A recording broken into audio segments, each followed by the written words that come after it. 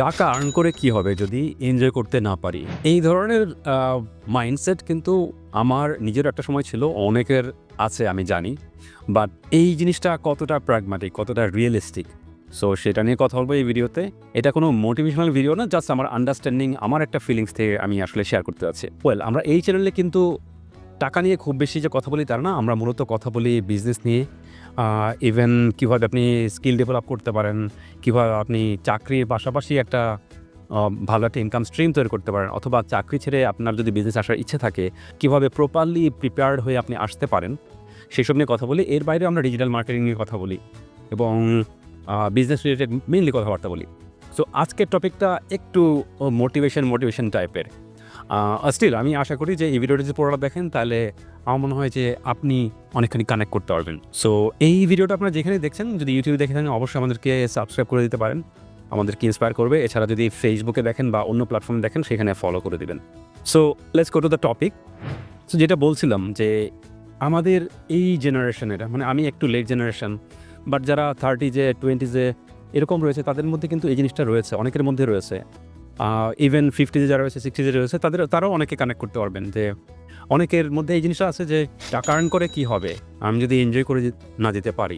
Enjoy অবশ্যই করতে হবে, কিন্তু এর মানে এই না যে টাকা সম্পর্কে আমি এই নেগেটিভ ধারণা নিয়ে আমি টাকাকে ইগনোর করলাম, বা ওয়েলথ ম্যাক্সিমাইজ করা বা ওয়েলথ বিল্ড করা এটাকে আমি ইগনোর করলাম। সো এই মাইন্ডসেটের কারণে কিন্তু আমাদের মধ্যে এই জিনিসটা ঘটে। সো সেই কারণে আমি এই টপিকটা নিয়ে কথা বলতে যাচ্ছি আজকে।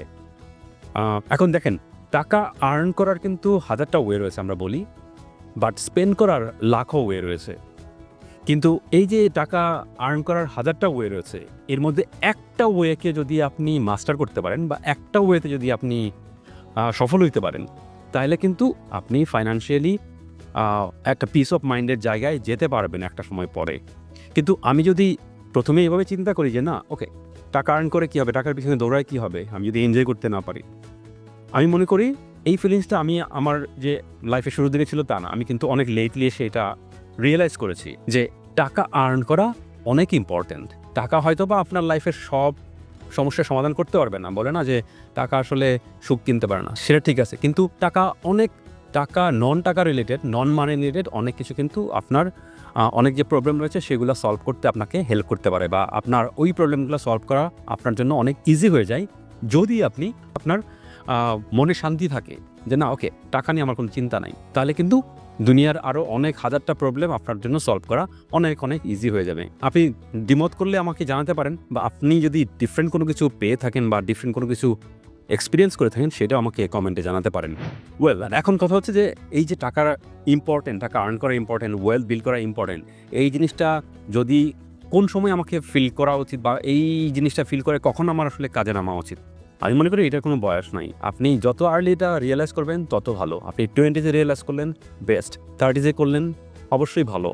40-তে যদি করেন সেটাও আপনার জন্য লেট না। ইভেন 50-তে যদি আপনি এটা রিয়েলাইজ করেন যে না, আমাকে এখন টাকা আর্ন করার জন্য, ওয়েলথ বিল্ড করার জন্য অবশ্যই সৎ উপায় করার জন্য আমাকে ড্রাইভ দিতে হবে, এটা অবশ্যই আনঅর্দি না, অবশ্যই এটা করা উচিত। ইভেন আমি তো মনে করি 60-তে গিয়েও যদি আপনি এটা ফিল করেন তখনও করা উচিত, 70-তে হলেও করা উচিত। এটা আপনি জানেন না আপনি কবে আসলে আপনার লাইফ স্প্যানটা কত হবে, আপনি কি 40 বছর বাঁচবেন নাকি আপনি 100 বছর বাঁচবেন, এটা আসলে কেউই আমরা জানি না। আমাদের লাইফ এক্সপেক্টেন্সি এখন অনেক বেড়েছে, দিন দিন এটা আরও বাড়বে।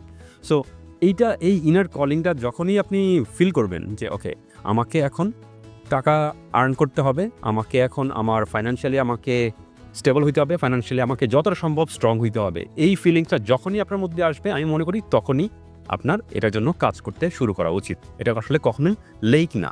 লাস্ট একটা জিনিস এখানে অ্যাড করি, সেটা হচ্ছে যে আমি মনে করি আমি এখন যেটা দেখি বা আমি অবজার্ভ করি সেটা হচ্ছে এখনকার জেনারেশন অনেক বেশি মানি কনশাস, আমি বলবো কনসার্ন না, মানি কনশাস। অল্প বয়স থেকে তারা ক্যারিয়ার বিল্ড করা, মানি আর্ন করা, ওয়েলথ বিল্ড করা, ওয়েলথ ম্যাক্সিমাইজ করা, সেগুলোর জন্য তারা কাজ করে। বিশেষ করে জেনজিরা, অবশ্যই আমি মনে করি এই জেনারেশনটা এই জায়গায় অনেক বেশি কনশাস, এবং এই জায়গায় তারা এফেক্টিভলি কাজ করতেছে এবং তারা নিজেরাই অ্যাওয়্যার। সো এটা খুবই অ্যাপ্রিসিয়েবল আমি মনে করি।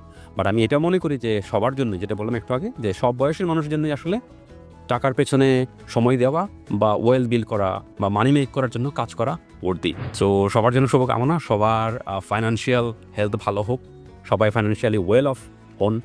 সো সেরকম শুভকামনা থাকলো। দেখা হচ্ছে পরে কোনো ভিডিওতে। সবাই ভালো থাকবেন। Thank you.